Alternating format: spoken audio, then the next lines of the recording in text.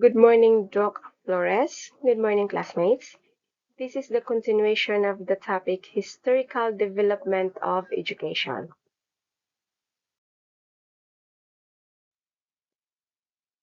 So, I am going to discuss the historical development of education during the period of Greek, 1600 BC to 300 BC Greece, Roman, 750 BC to 450 AD, Roman, and for medieval, 500 AD to 1400 AD medieval.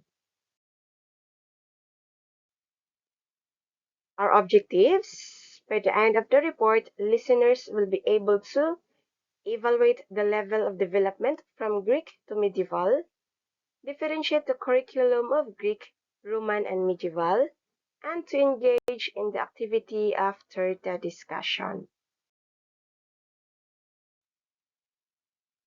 Let's start from Greek 1600 BC to 300 BC Greece. As you can see in the picture, they were all boys. So have you noticed? Right, yes, and later we are going to find out why they are all boys. Okay, so let's talk about the educational goals of the Greek. To cultivate civic responsibility. So this is the educational goals for the Greek and their students, male children ages 7 to 20. This answers the questions to the picture I have shown you a while ago. Why is it that in the picture it only shows boys? Because their students were all boys ages 7 to 20. And their instructional methods: primary schools, memorization and recitation, and for the higher schools, lecture, discussion, and dialogue. And with regards to curriculum, agents, and influence on education, it has divided into two, Athens and Sparta. They they are totally different. All right.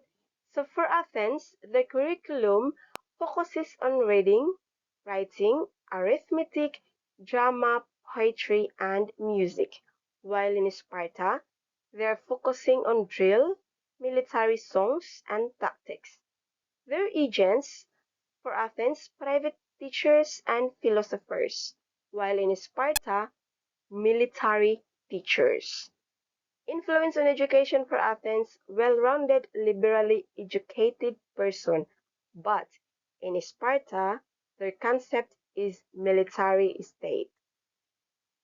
So in this curriculum, Athens and Sparta, obviously into Athens, um, literally dealing and focusing on academic, while in Sparta, they were engaged with the military, like they are more fun with the military teaching. So the Romans conquered in Greece 146 BC. This is how it shows for the victory and for the defeat, like happy for the victory but sad for those who were defeated.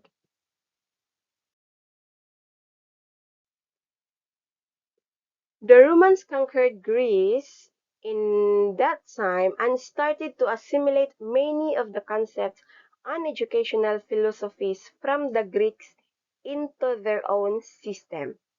And this period, school system divided into two. Their instruction divided into two. First is the elementary period, which is Ludus, in other term, ages 7 to 12, and secondary school, ages 12 to 16. However, female were allowed to attend the Ludus and received a formal education. So at least the females were given a chance to be educated. Quintilian, in this period, 35 to 65 AD, is a Roman educator and rhetorician from Hispania. Was one of the most noted and far-thinking educator. He believed that corporal punishment was not necessary and that school holidays were needed to refresh and encourage students to further study. And also for him, children shouldn't be taught new material until they couldn't master the previous topic. Also,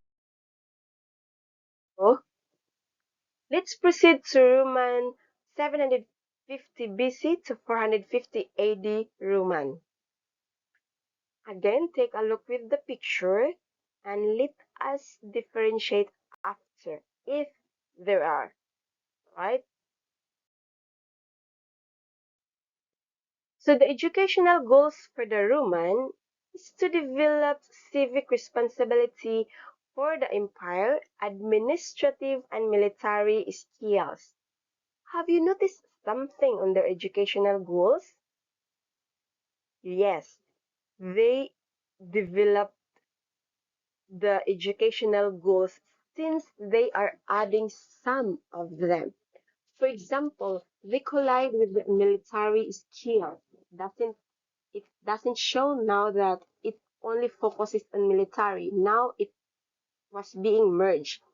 But their students, male children ages 7 to 20, similar to the Greek period. So they belong to the old period, 7 to 20. And their instructional methods, memorization and recitation, includes declamation, rhetorical schools. So as you can notice or as you can remember, it has a developing factor. So it has really a difference between the two. With regards to the curriculum, for the Roman, reading, writing, arithmetic, law, and philosophy. So some were added also when it comes to curriculum. And for the agents, private schools and teachers, school of rhetoric. Okay, an influence of education, practical administrative skills relate to education to civic responsibility. Meaning to say, in this period, development is there. So we'll see on the next period how it goes.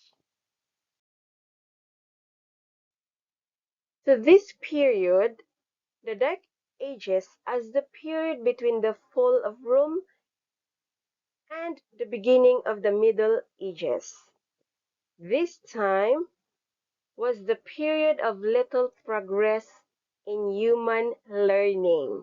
So it's quite exciting because this time it has already a little, though it's a little, but it's already a big deal for the people or for those individuals who wanted to learn.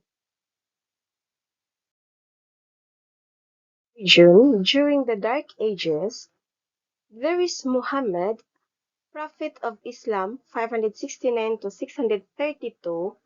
He inspired a rich period of discovery and learning flourished in this season, and the development of Arabic numerals replaced the cumbersome Roman system.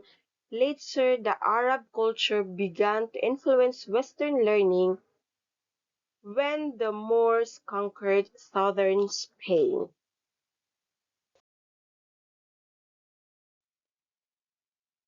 And in Western Europe, during the Dark Ages, was politically chaotic, with the invasion of Rome by barbarians and the breakup of the Roman Empire. In this period, Roman Catholic provides some form of stability, meaning to people through their emphasis in gaining entrance to heaven and de-emphasizing the importance of life on earth.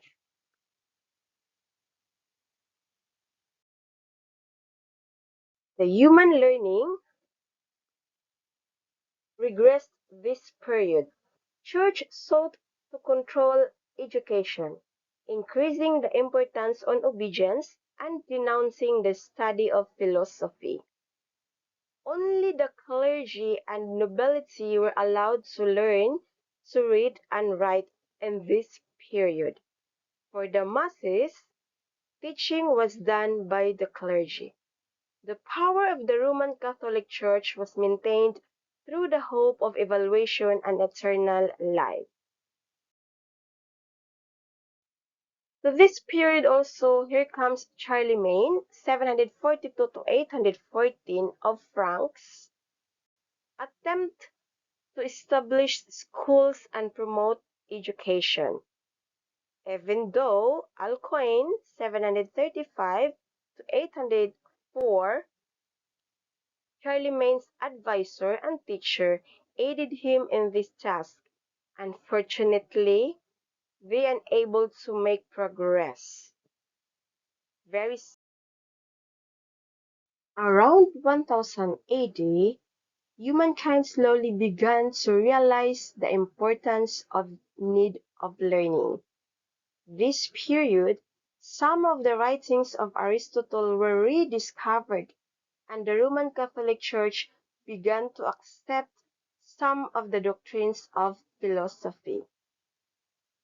Thomas Aquinas, 1255 to 1274, who wrote the Summa Theologica, he helped bring out the changes by formalizing scholasticism, or the logical and philosophical study of the beliefs of the Catholic Church. So Missim, his educational philosophy is still central to education in parochial schools. All right. In this period, medieval universities at Bologna, Paris, Oxford, and Salerno were established and became forerunners of our modern institutions.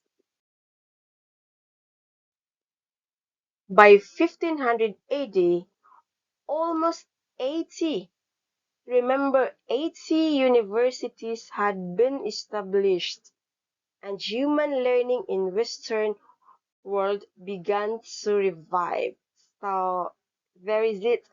There is already a big development to the learning, to the education in this period. So did to the medieval 500 AD, 1400 AD medieval. Let's take a look at the pictures. So this is how it looks like. All right. Educational goals for the medieval: developed religious commitment, knowledge and ritual, establish social order, prepare for appropriate rules. Is it nice, right? So it's already like very developed in this medieval period. Students were children, male children of upper class, girls and women entering religious community ages 7 to 20. Though in Greek, females were given an award or a chance, but then in this time in medieval, it is already fair. Boys and girls, male and female, could go to the learnings, could go to the educations, could undergo to the religious community, can attend anytime freely. So their education instructional methods: memorization and recitation in lower schools, text analysis discussion in higher schools and universities. Take note, they were using now really the word universities, meaning to say they already went to the school in this period. Compared to the Greek and to the Roman, it was informal education. Curriculum in this medieval period: Athens, reading, writing, arithmetic, philosophy, theology, military, and chivalry. Meaning to say, in this time also, Sparta was demolished, I believe, because it was not already written in the book. What it says here was the Athens. For the agents, parish, chantry, cathedral schools, universities, and knighthood. So it's really developing. And when it comes to influence of education, structure and organization of the university, institutionalization of knowledge. So confusion, my apology with that. It has a development from Greek to Roman and to the medieval. It has really a big difference. The period known as the Renaissance began in the northern Europe and Italy and spread through the Western world. It signaled a renewed interest in the Greco-Roman traditionary and literature, reviving classical learning known as humanism.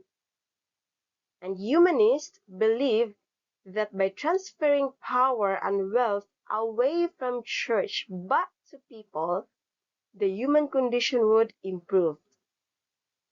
The road of Plato and Aristotle turns that education was an important aspect and centered on the study of ancient classical literature.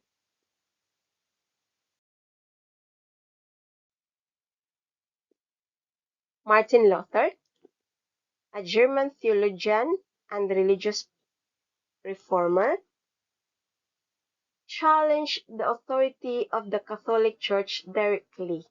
He nailed his 95 Theses to the church door in Wittenberg and now called as Germany.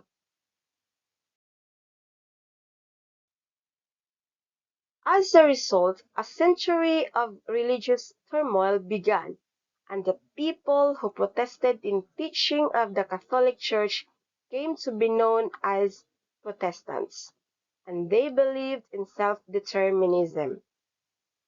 Luther and his co-worker Melanchthon in 1497 to 1560 were advocates for the educations of all social classes and for fameless. Both felt that education should be state-supported.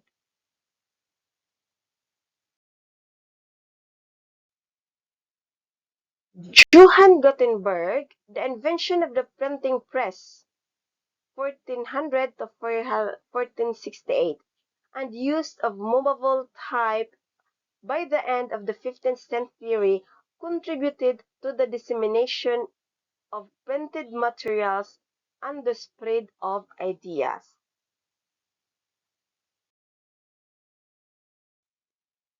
Johann Comenius in 1592 to 1670,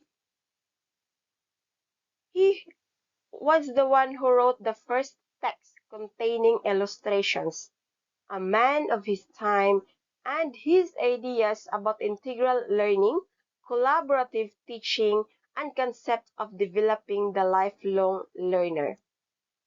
According to him, teacher is essential to the education. John Locke, 1632 to 1704, English educator during the 17th century. He wrote the book Some Thoughts on Education and the essay concerning human understanding. He also emphasized practical and methods of Ignatius of Loyola, 1491 to 1556. He organized the Jesuits to establish schools, and he also promoted the Catholic Church. That ends my report. Had question. How would you differentiate the old curriculum into our current curriculum? Give some conclusion. History had made it clear that the curriculum is indeed dynamic in such a way that it could change throughout the years, and these changes is inevitable. Tracing the history how the people survived for education from Greek to Roman to medieval.